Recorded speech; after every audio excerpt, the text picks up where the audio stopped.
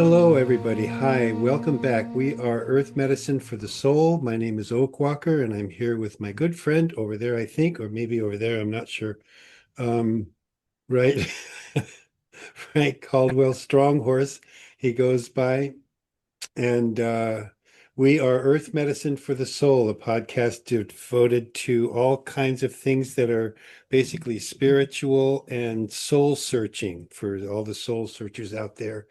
We are here to share how we got here, and maybe someday we'll get into bringing on people who can share their stuff too. But right now, we're still trying to get the hang of this together. So we're going to go on with what we've been doing so far. I'm going to kick this one over to Frank because he will probably remember where we were at, and I've already forgotten. So off we go, Mr. Stronghorse. Yeah, the last time we kind of were battling around with balance and personal value, Yep. and talked a little bit about the circle of law and Mm. trying to come to terms with realization that the world that you get is the one you put forth, that Yeah. it originates from you, it's not Yes. originating outside it from you, it's originating it from you, and Yes. so. It was interesting. I was listening to this interview also today with this Catholic priest, and he was talking about how he got into becoming an exorcist, and he was on that Sean Ryan show, Uh-huh.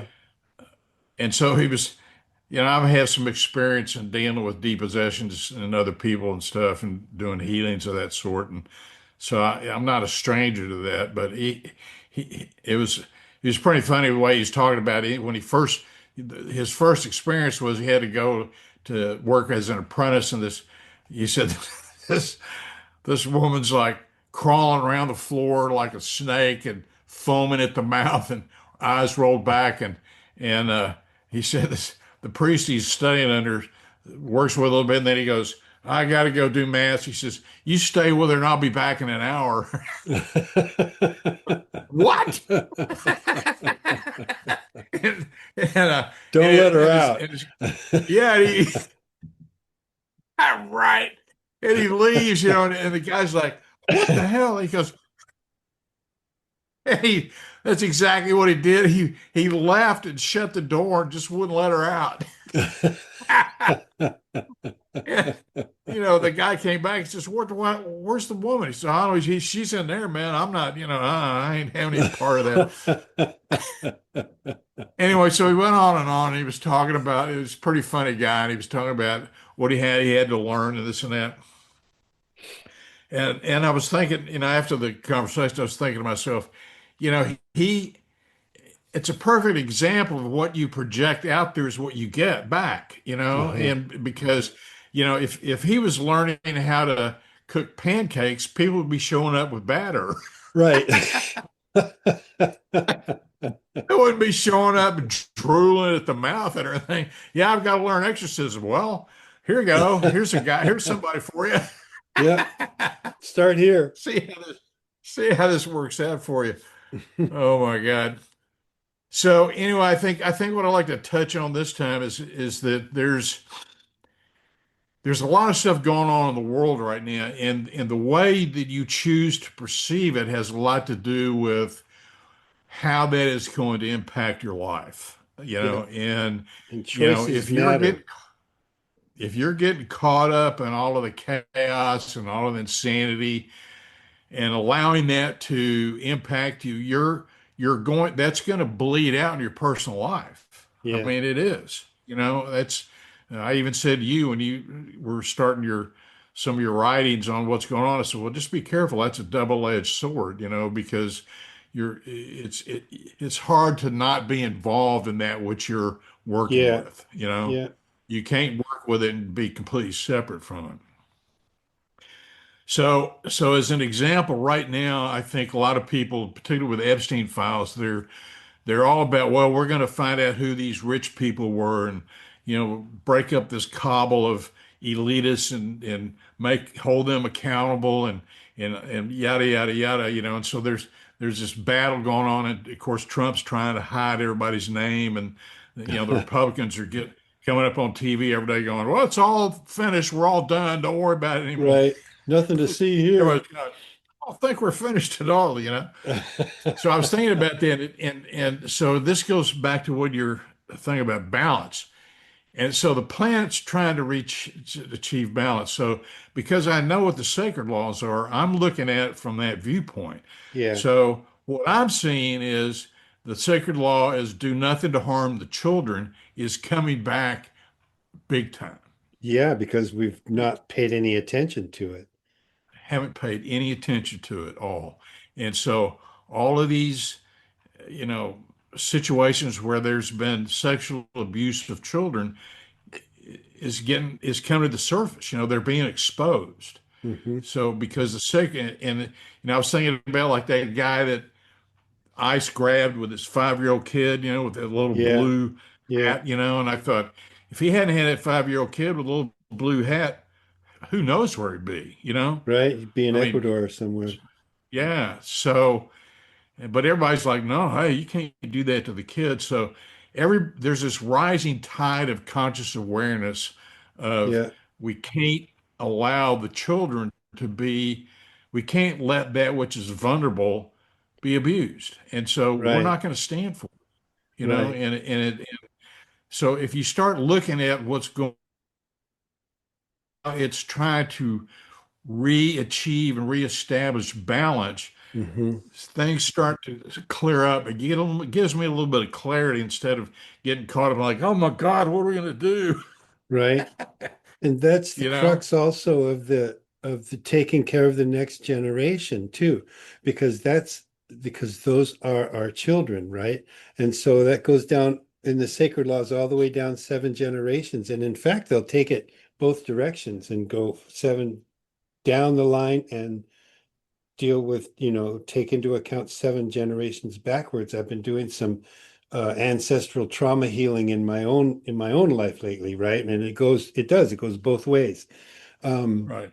and it's that very fundamental thing. Do nothing to harm the children, where if you poison the rivers and the air, that harms the children, right? The children are the ones who suffer for Right. that, and they're the ones who have to fix it. So it just runs all the way down through the whole thread. And it's my point being that it's bigger than just the sexual abuse. It's the absolute abject disregard for the health of the children now and and and all the way down the line. We just Yeah, I think this rising tide of consciousness, uh-huh. it's like they're saying, look, your attitude's got to change. Yeah. I mean, I look at, my wife's 96-year-old father, and he's a huge Trump supporter. Hmm. When I listen to him, you would think you're in 1953. I mean, everything he's saying, everything he's talking about is grounded and rooted in that time frame. Hmm. Because that's when it was important for him. Yeah. You know, it's different for us because everything we're rooted in is the 60s and the 70s, and when we started waking up into a more like, wait a minute, this is you're you're sending us to die in a war. It makes no sense. Right. All right, what the hell's going on here? Right. And you're And then it drafting just us kind of into it. yeah, and then it kind of spread out from there. I, Hmm. I I love sometimes I'm talking to some of the younger guys in my business and stuff, and I said, well, you got to understand, I came from a period when the government was actually trying to kill us. Hey, doesn't And that sound they just familiar? go blank, like, what? Oh, Yeah. yeah, man. Yeah. It wasn't, it's like you either died or you went to Canada. It wasn't a whole lot of choices in our lives at the time. Uh-huh. But you guys have it bad, you I know. got really lucky there. Um, Yeah. which brings me to the point that people they have a tendency to stop growing. This is something I want to really fight against or try to counteract. as we go through our soul process, right? Because if you stop growing in high school, which is what so many people do, you know, they get to adulthood and they're going, well, that's that I'm there, I'm done. I don't have to grow anymore. I'm grown up now. And they get stuck in that. And I think the best application or the best example I have of that is that as I've gone through my life and I've seen popular music change in so many different ways, right? And my parents would hear what I liked and they would say, well, that ain't music. That's not music. I'll tell you what music is. And then they'd put on a Frank Sinatra album, right? And then we got into the punk phase. And all of a sudden, my own peers are going, well, that ain't music. That's a bunch of punk shit, you know? And every decade, as we've gone through another change in music, the generation before them was going, well, that ain't music, and that ain't the way things should be. And you look at people and you realize that the way they think things should be are the way they were in high school. And life doesn't stop when you get out of high school. you know, the Right. world continues to evolve whether you're in high school or not. So I think that there's this is why I've gone into all of those little tutorial writings that I do on the other side. They're all about, listen, you need a little bit more education about this. This is you're being gaslit by logical fallacies. Do you Right. really want to, is that the hill you're going to die on? You're going to chase a red herring down across the road and then say, this is important and this is all I'm going to do with my life. I don't think so. And we need to, and there's where our soul development comes back in again, too, is that if you stop growing at any certain point in your life, if you're just going to cut things off and make everything relevant to only to that time when you were your glory days, then you're going to cripple your soul. And then you're just going to have to come back and do this all again. And that, you know, that can be painful, let's just say. Absolutely. Yeah. Well, I think that's we were talking before we came on the air. We were talking a little bit about balance, and Uh-huh. I was saying, well, you know, I think I think balance can be conducive to growth because then you're in a space where alchemy is doing Yeah. its thing, and Uh-huh. and so if you're attuned to your spirit, if you're attuned to your environment, if you're attuned to, as I'm saying, the sacred laws, and not just seeing and not paying attention to everything that's superficial because you're Uh-huh. entertained by it. You Right. know, that's, I mean, the entertainment thing is what's really caused us to limit our perceptions into that just which is superficial because we're Yeah. just fed a diet of, day in, day out. Well, you're not good enough, but you could get close if you buy this piece of shit that we're Right. selling, you know? And so it just, you get caught in a loop. You Yeah. keep caught in a loop, and then you keep trying to say, well, I have personal value within this loop. No, you don't. No, you No, don't. no, you don't. You don't. You never will. And so the loop has got to be broken. The cycle has got to be broken, and it's Yeah. and you got to get out of that, that space. I mean, it's I was talking to one of our other Melchizedek associates, and he was talking to me about. He said his dad was about, I guess, about my age, and he said, Hmm. I don't really understand how my dad could be, is in ill health, and he would end up passing away, and you're just vibrant. And I said, well, the thing you got to understand is, when your dad was running around playing golf and smoking cigarettes and drinking scotch, I was out in the desert fasting and dancing and praying. Uh-huh. Yeah.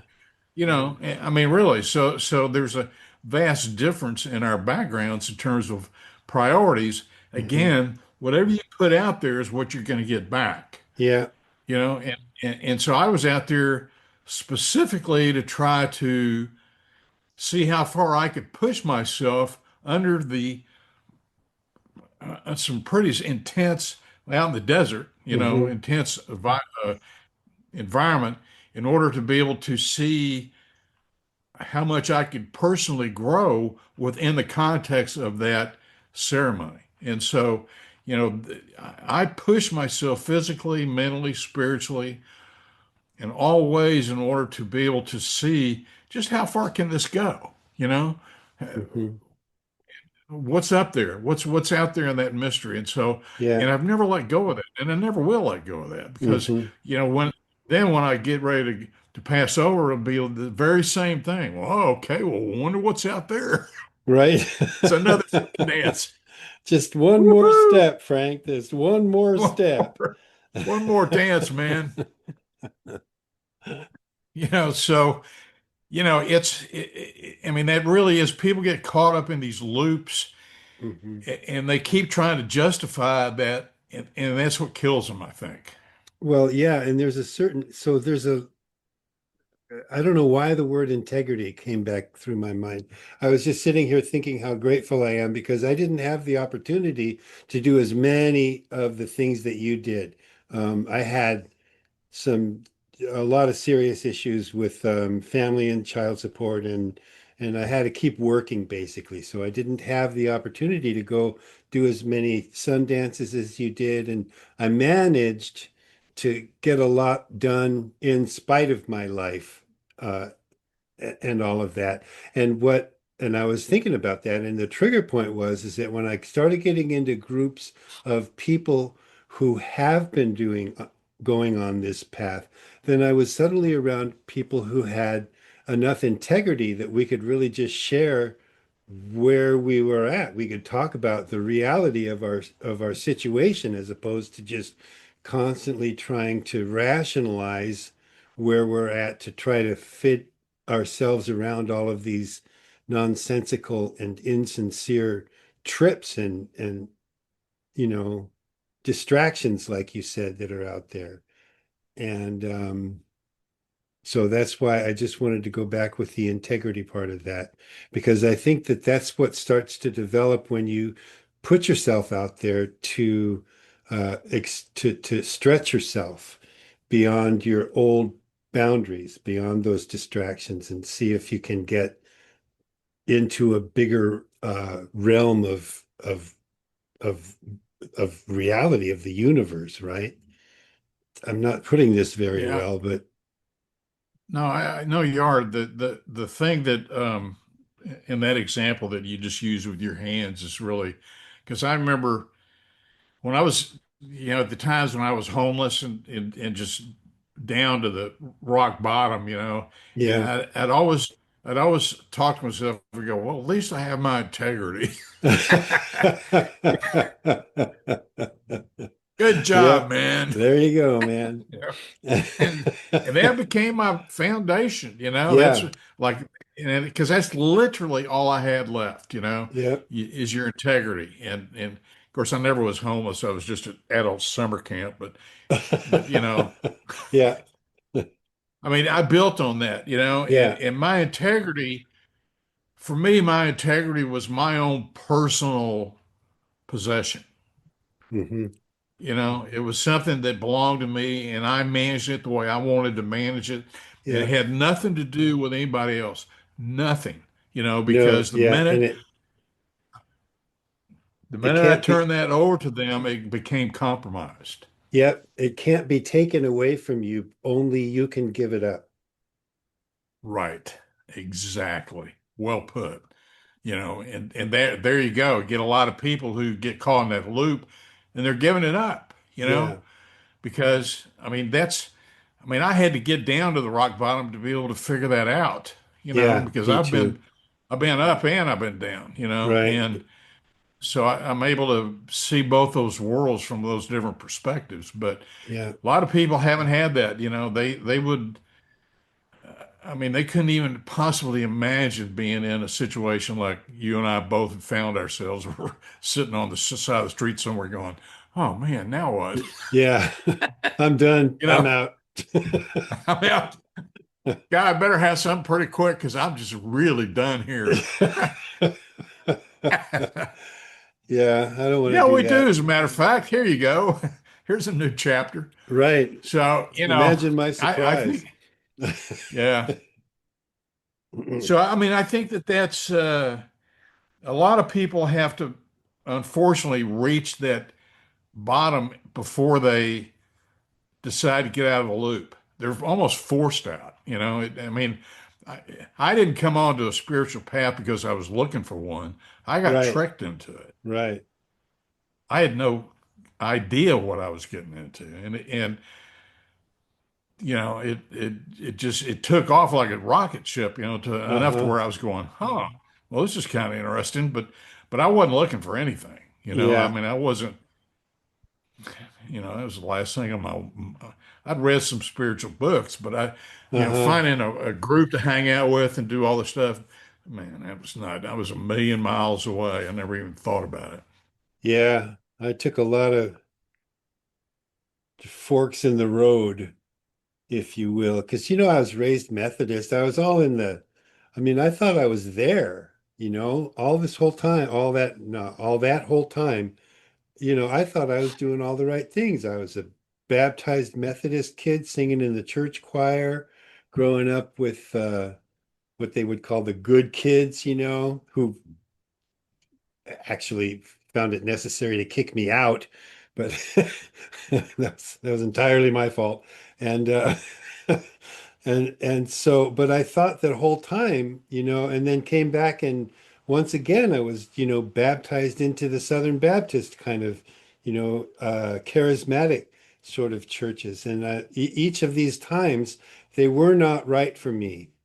And I wasn't I wasn't hitting on all cylinders, right? In any of these places, and they all made me feel very, very unwelcome. But my point is that while you were surprised into it, I was tremendously disillusioned from all of that. Um, before I finally had what we've referred to as, sitting on the street corner and going, "Fuck this, I'm done." I've tried it. I've done everything you asked. I've tried business. I've been an entrepreneur. I've put two businesses out of business. My kids, I can't even go visit my kids. I'm estranged from my children. Everything, Uh, no church will have me. That was another part of that whole thing. I was just like, fuck this. I'm totally done. And that's not an unusual experience for people. No, Um, no. a Having lot of having people. a having a destiny is both a blessing and a curse. Yeah. If you're particularly on the level that we're working, because you're bringing change, you're a transformer, you're meant to bring change, and you can't change something if you're marching in the band. I mean, Yeah. you just can't. You're already there. And so we get kicked out of this, kicked out of that. I had a flashback when you were talking. I said, boy, you and I have a lot of parallels, because I remember I got kicked out of the Boy Scouts when I beat up the Scoutmaster's kid.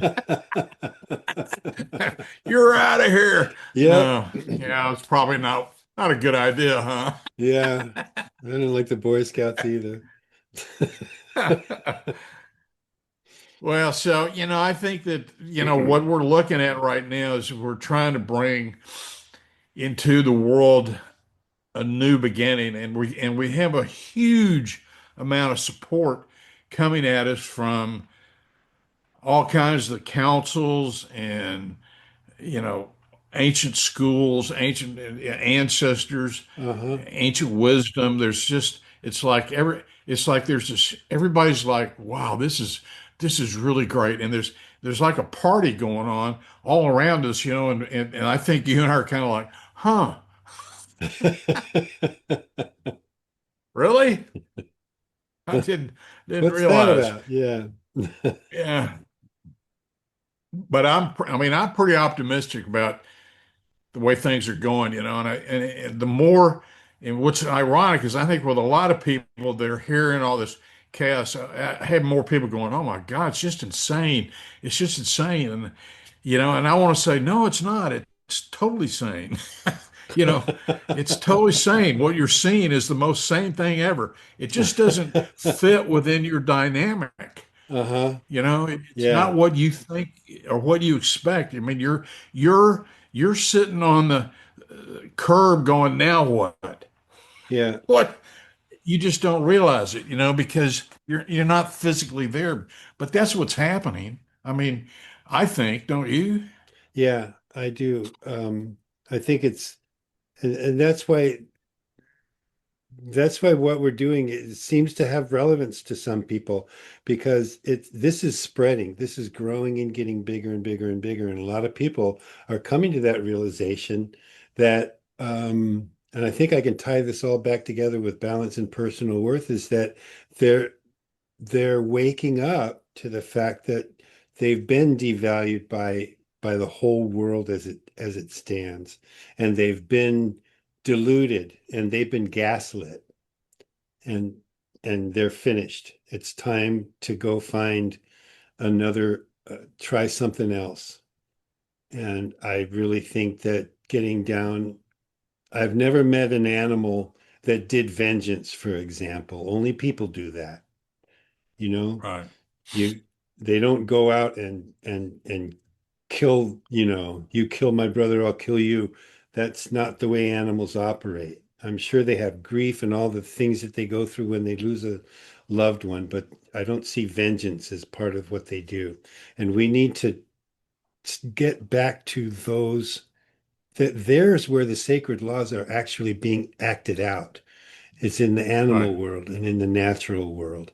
And that's where they come from, basically. And that's how the Creator continually speaks to us, to give us the example that we need to follow, so that we can come through the world with balance and find that our worth has got nothing to do with the systems that they put in place. Yeah, I agree 100%. I wrote a couple articles recently on Substack called Potent Love. And, Hmm. I was talking about like tying in personal value and all this. And I Hmm. was saying, unless you have a intimate relationship with your spirit and your soul, you can't really experience potent love. And, Uh-huh. and I said, potent love exists in the animal world, but I said, I'm not going to try to explain that to you right now because that's just you can't you can't lay that out to a rigid mindset on any rational level whatsoever. you Uh-huh. know I mean, Yeah. the only reason I can see potent love within the natural world is because I've gotten out of my loop and gone out there and gotten in the middle of it by myself and seen it in Hmm. in real time. Yeah. So I felt it, and I mean, and I'm referring mainly to the times when I was hiking through the Sierra Madres down in Mexico by myself, and I'd be in places that man had never been if or had been very seldom. So the natural world had not been polluted by man's psychic pollution, Yeah. and the difference was unbelievable. I Yeah. mean, it was almost it was almost like going to Oz. I mean, I It's was still, literally, there's a stillness. yes, a stillness and a perfection and a harmony there that is Hmm. unbelievable. And the love is palatable. Yeah. I mean, you can feel it, you can taste it, and everything there is bathing in it, Yeah. except for man. Yeah. And you can walk through And we're little the only whirlpools ones. of it. It's so beautiful. Yeah, oh, yeah. I mean, I've sat in streams up in the mountains there and you know and just kind of like thinking, well, I'm going to call the spirit of the stream and see what happens, and they showed up. I go, whoa, damn, that Yeah. actually worked. Right. you know and they were like, who are you? Yeah. What are you doing here? Yeah. I'm like, well, I'm Stronghorse, what's happening? They called me by Good to many meet you, I names. guess. I don't know what's happening. But I feel that flooding in right now, and I think that's when I'm talking about when we're getting the support. I feel potent love is just flooding into this planet Uh-huh. from all different directions, and all of the people who have operated within this loop of dysfunction and illusion and lies and misdirection and all of this stuff. Man, it's like all of a sudden they're finding themselves on a skating rink without skates. Uh-huh. Yeah. They're just slipping and sliding around. They can't find their footing. They don't know Hmm. how the hell they got there. They don't know what's going on. Yeah. They don't know what to do about it. But all the old shit ain't working anymore. No, and it's time for those of us who have this balance to, to, to arrive at some compassion because they need to be picked up. They need to be nurtured over to the side of the rink where they can hold on and this is something that I need to take more seriously because it's real nice to have my own personal sense of balance, but just standing and watching other people flail around isn't working for me. I love these guys that are doing the walk for peace, Yeah, I do too. the Buddhist monks, and people are Uh-huh. just coming out in the thousands. I saw an interview with one of them. The guy said, "Man, we started this out. We had no idea. We we just thought we'd be some monks passing through town. Hmm. We had no idea these people are going to be." And people are just, I mean, they're just Yeah. so, oh yeah, oh my God, peace. Here's some Yep. flowers. I mean, they're just like Right. just 5 minutes of getting out of this madness. Yep. Just let's. Nobody does It's peace. awesome. This peace. Who are you guys? Right. Dang, this is new. Oh man. Well, Well, it feels pretty good. I think that yeah, I think that the work we're doing here will eventually start leaking out and spreading around and by I think word, and so. people start telling other people, "Hey, you ought to listen to these two clowns. They're kind of funny." And Yep. And then, so they, and then those will lead to opportunities where, people, we're helping. Okay. Things, we're just raising the level of assistance up in some way or another. And as I move forward, every opportunity I'm going to get, I'll try and help people out if I can. And that's the best I can do for my last few years here. yeah, I actually on that potent love thing, I told people, I said the fastest way to get involved in that and is to do acts of kindness. And I Yeah. mean unexpected acts of kindness. Right. No, yeah, that's Not, true. where people aren't expecting something. It's whether it's like you're in the grocery store and some lady's trying to get a can off the shelf, just go up there and help her, Right. or Absolutely. s- That was in your first one. I somebody's, read your first one. yeah, somebody's trying to get across the street and they're blind or something, help, just stop Hmm. what you're doing, man, and Yep. help them. And if you put that intent out, the universe will give you the opportunities Right. to have that.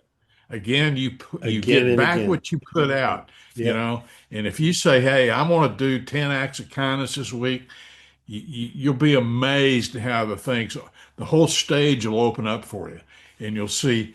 And boy, people just love you for that.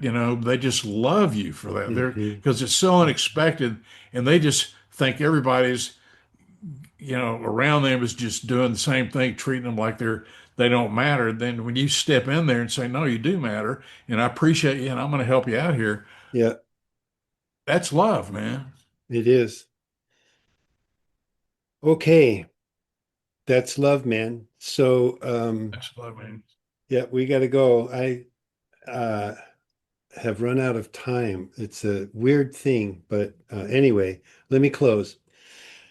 Thank you, everybody, for coming to be with us on Earth Medicine for the Soul. We love to doing this, and we're getting, well, a little better at it every time. And you can come and visit Stronghorse and me, Oakwalker, at Earth. earth-ems.org is where you can find all the listings of every place that you can listen and watch and do all that stuff. Thank you very much, and we will see you on the flip side. Goodbye.